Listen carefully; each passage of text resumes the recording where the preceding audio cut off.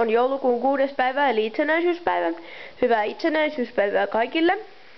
Ja tänään katsotaan nyt aivan ensimmäiseksi, mitä 6. luukusta löytyy.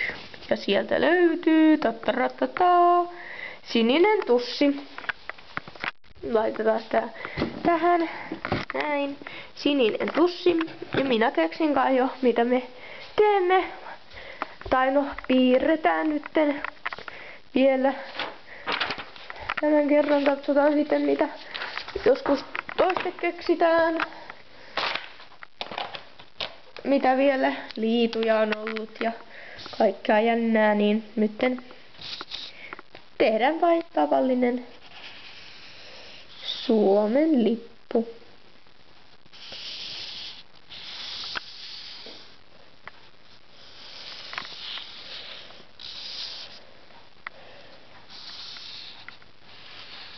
Tämmönen nyt vielä ja sitten se täytyy värittää. Ei tässä välttämättä tusseja tarvita, mutta minä nyt käytän tussia, koska luukusta tuli tussi. Minä aina väritän yleensä näin tai jotenkin, mutta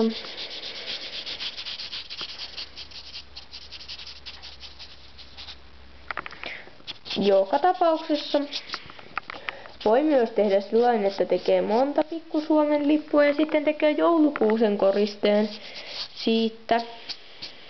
Sillain, odotas hetkinen, onkohan tuolla joululaatikossa sellaista? Pitäisi siellä ainakin viime jouluna oli, mutta en tiedä, onko tänä jouluna enää.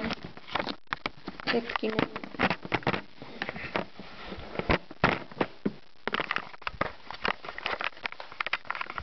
Katsotaan täältä.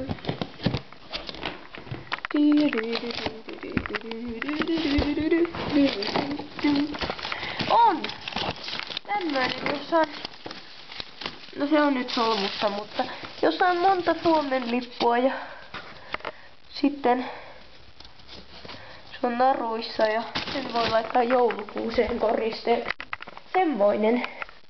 Mutta tämä oli tällainen lyhyt video tällä kertaa ja ehkä Lepakin taisi esiintyä siinä, kun en tiedä mitä hän tuli etsimään tuolta, mutta kuitenkin hän samalla auttoi minua vähän nostamaan tuota laatikkoa.